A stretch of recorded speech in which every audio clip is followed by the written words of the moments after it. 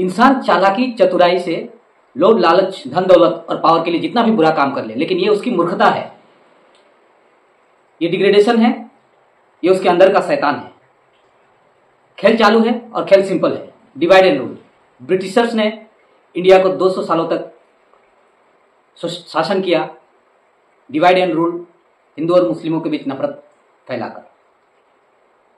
खेल east Pakistan waste Pakistan, खेल northern alliance इन अफगानिस्तान, खेल सीरिया यमन लेबनान, खेल शिया सुन्नी इन इराक, पूरे मिडिल ईस्ट में डिवाइड एंड रूल। खेल अब फिलिस्तीन में गाजा और वेस्ट बैंक। ये बात टेरिटरीज रिलीजियन की नहीं है, ये बात है ग्रेट ह्यूमैनिटेरियन क्राइसिस की, ये बात है मानवता की।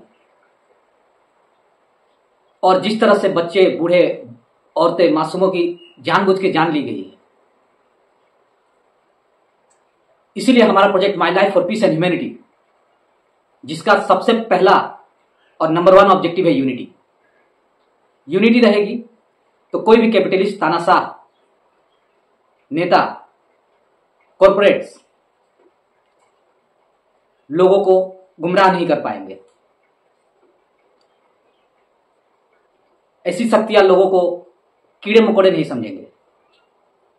तो इस प्रोजेक्ट के साथ जुड़िए, मानवता का साथ दीजिए, peace and humanity in the entire world, यही लक्ष्य है हमारा project my life for peace and humanity का।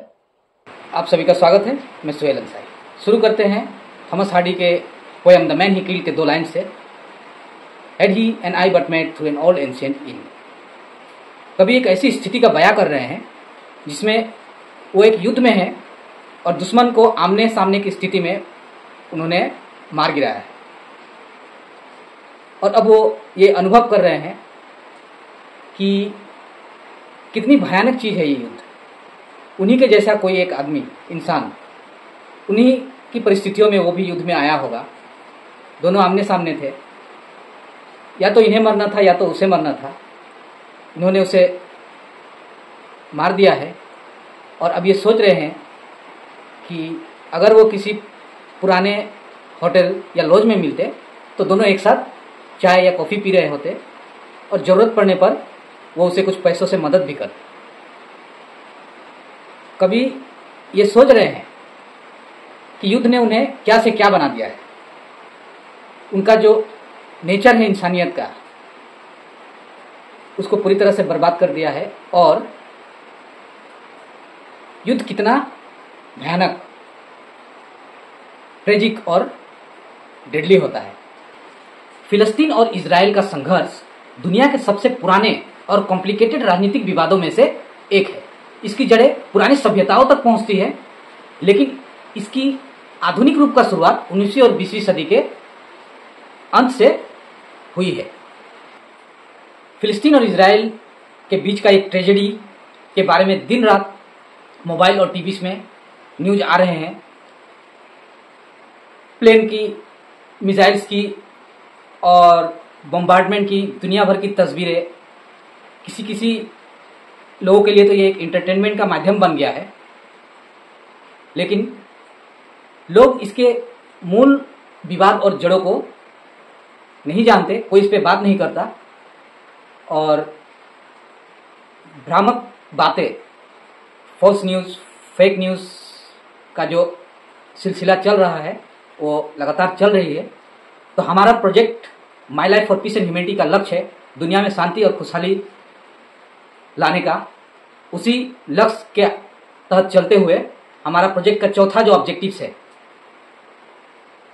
To stop all kind of war conflicts and bring permanent solutions to such wars and conflicts. सारे युद्ध और कॉन्फ्लिक्ट्स को रोकना और उनके परमानेंट सॉल्यूशन ढूंढने का जो चौथा ऑब्जेक्टिव है, उसी के अंतर्गत हम आज इस विषय को समझने की कोशिश करेंगे कि आखिर मूल मुद्दे और मूल बातें क्या है। फिलिस्तीन के रूप में जाने जाने वाली यह भूमि मेडिटेरेनियन सी और जॉर्डन रिवर के बीच स्थित है। ये 3 अब्राहमिक रिलीजियन, ज्यूज, क्रिश्चियन और इस्लाम के लिए बहुत ही पवित्र मानी जाती है। उस क्षेत्र में सबसे पुरानी सभ्यता कैनानाइट्स थी। कैनानाइट्स ब्रॉन्ज एज 3500 बीसी से लेकर 1200 बीसी तक साउथर्न लेवांत में बसते थे।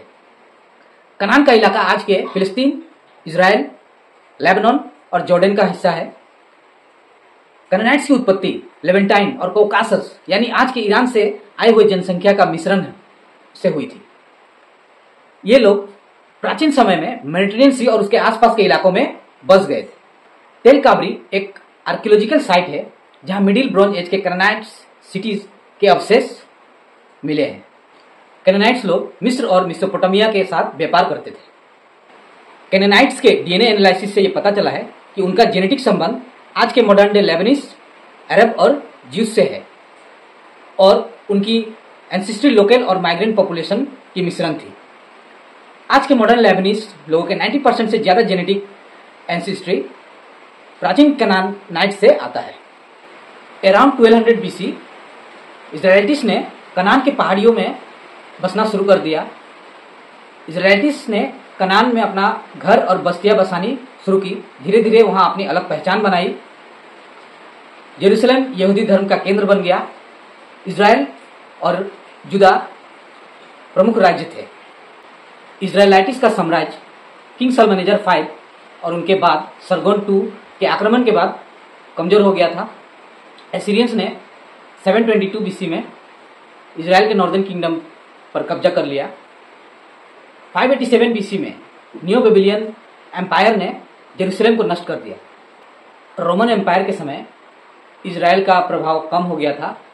70 सीई में रोमन जनरल टाइटुस ने जेरूसलम को जीत लिया और सेकंड टेम्पल को नष्ट कर दिया।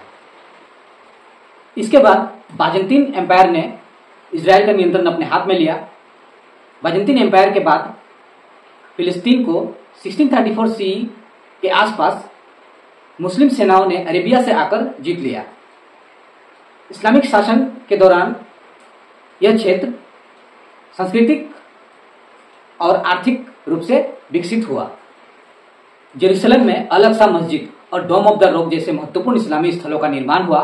ये वो समय था जब रशीदुल उमैयद और अब्बासिद खलीफत ने इस क्षेत्र का नियंत्रण अपने हाथ में रखा। 11th से 13th सेंचुरी के बीच क्रूसेडर्स ने कई हिस्सों पे कब्जा कर लिया और यहाँ क्रूसेडर स्टेट बनाया। इसी बीच 1187 में सलाउद्दीन अयूबी ने जेरूसलम को जीत लिया, लेकिन 1193 में उनकी मौत हो गई। 13th सेंचुरी में ममलूक ने क्रूसेडर्स को हराकर अपना शासन कायम किया।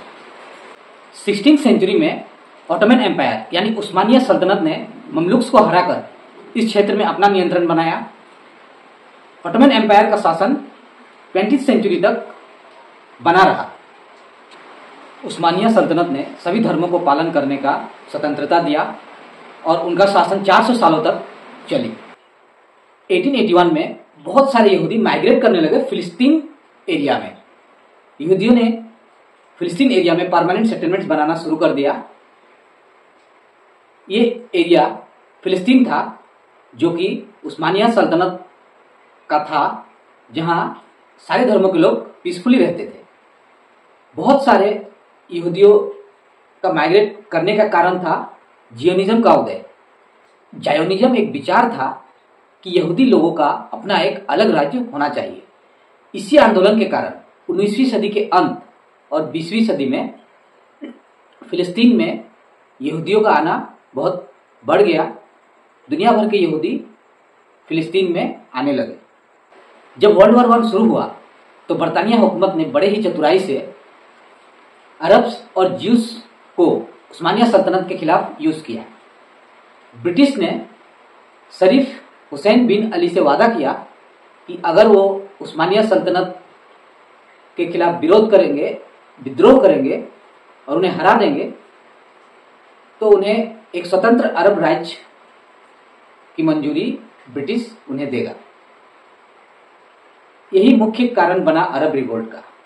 इधर ब्रिटिशर्स ज्यूस को भी प्रॉमिस कर देते हैं कि हम तुम्हें अपना राज्य बनाने में मदद करेंगे, लेकिन असल में वो फ्रेंच के साथ एक सीक्रेट डील कर लेते हैं और जैसे ही ऑटोमन एम्पायर हारा वर्ल्ड वॉर 1 के बाद, फ्रेंच और ब्रिटिशर्स ने मिडिल ईस्ट को आधा आधा डिवाइड कर लिया और फिलिस्तीन का हिस्सा, पूरा का पूरा हिस्सा ब्रिटिशर्स ने अपने कंट्रोल में कर लिया। 1918 से 1948 तक पूरी फिलिस्तीन एरिया पर ब्रिटिश का राज रहता है।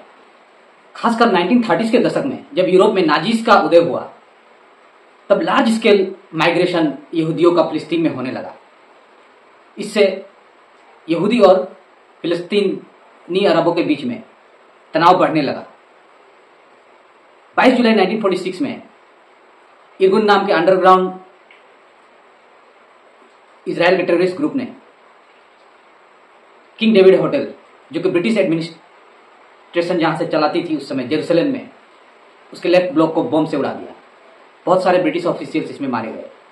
कुछ दिनों बाद इसी गुट ने ब्रिटिश के 2 सोल्जर्स को भी पेड़ से लटका दिए थे। इन सब हालात और बाहर से यूनाइटेड स्टेट्स और अमेरिका से भी कुछ प्रेशर्स और कई स्थितियों की वजह से ब्रिटेन 1948 में फिलिस्तीन को छोड़कर जाने पे मजबूर हुआ और 1947 में यूनाइटेड स्टेट्स ने फिलिस्तीन को 2 भागों में बांटने का प्रस्ताव रखा, जिसमें एक ज्यूइश स्टेट और एक फिलिस्तीन जो अरब स्टेट होने वाला था। यहूदियों ने इस योजना को स्वीकार किया, लेकिन अरब इसे अस्वीकार करते रहे। 14 मई 1948 को इजराइल के राज्य की घोषणा हुई, जिसे तुरंत ही इजिप्ट, जॉर्डन, सीरिया और इराक ने आक्रमण कर दिया। युद्ध के अंत में 1949 तक इजराइल ने यूनाइटेड नेशन की योजना से ज्यादा भूमि अपने कब्जे में कर लिया। इस युद्ध के दौरान 7 लाख से ज्यादा फिलिस्तीनी अरब अपने घरों से निकाल दिए गए, जो आज भी समस्या का मुद्दा है। इसी डिस्प्लेसमेंट को फिलिस्तीनी नकबा कहते हैं, जिसका मतलब है कैटास्ट्रोफी। फिलिस्तीनियन शरणार्थी और उनके वंशज आज भी अपने घर वापस जाने के अधिकार मानते हैं, लेकिन इजराइल इस बात का विरोध करता है।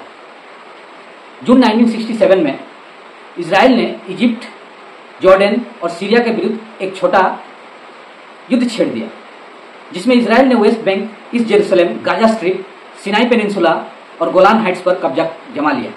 इस युद्ध के बाद यूनाइटेड नेशन ने रेजोल्यूशन 242 जारी किया, जिसमें इजराइल से अधिकृत जमीन को छोड़ने और सभी पक्षों से एक दूसरे के अस्तित्व को स्वीकारने की मांग की गई। 1964 में फिलिस्तीनी लिबरेशन ऑर्गेनाइजेशन PLO बनी, जिसका नेतृत्व यासिर अराफात कर रहे थे।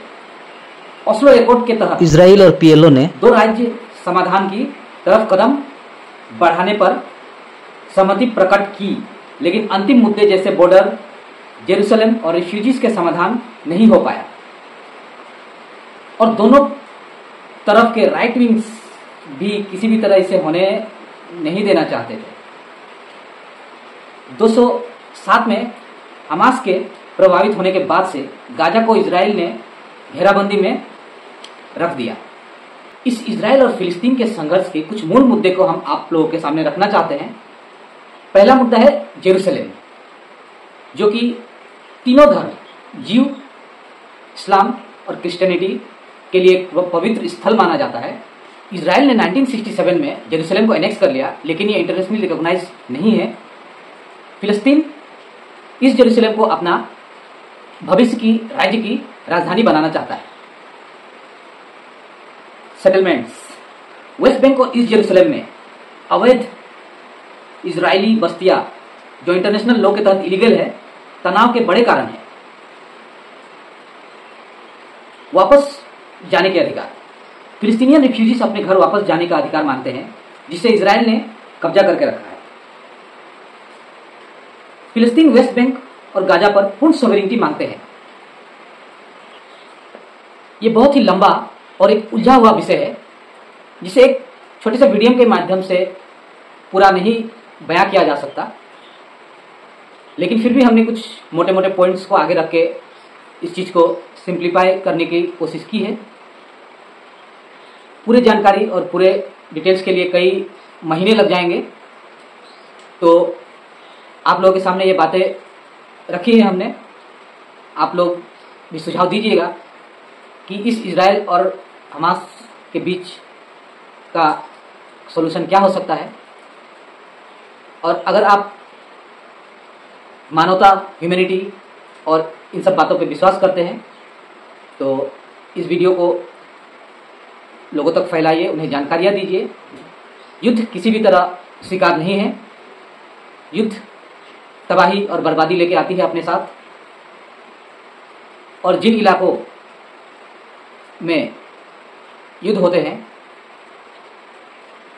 वहाँ हमेशा हमेशा के लिए मातम और बर्बादी छा जाती है।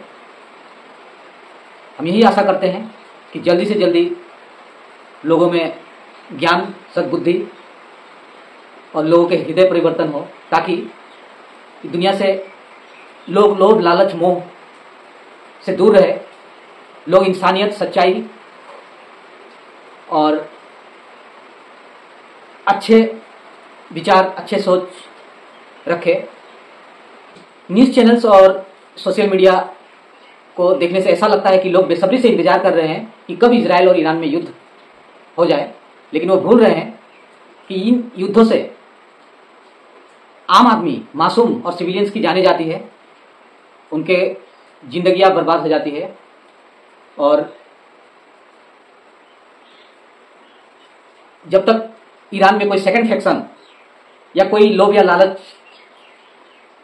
वाला कोई आगे नहीं आता, जिस तरह से अफगानिस्तान में डिवाइड एंड रूल हुआ, जिस तरह से इराक में डिवाइड एंड रूल हुआ, जिस तरह से इंडिया में डिवाइड एंड रूल हुआ, हर जगह ये हुआ है। और जहां ये नहीं हुआ है वो बचा है, जहां ये हो गया है उसका काम तमाम। तो पूरी विश्व के सभी लोगों में अवेयरनेस फैलाना, यूनिटी करना, समस्याओं को एक साथ मिलकर समाधान करना, यही लक्ष्य है हमारा। आशा करते हैं कि युद्ध कहीं ना हो, बस शांति, खुशहाली हो और सभी लोग एक साथ मिलजुल के रहें। और इस मुहिम को, इस पैगाम को आगे बढ़ाइए, हमारा साथ दीजिए। फिर मिलेंगे। गुड बाय, अलविदा।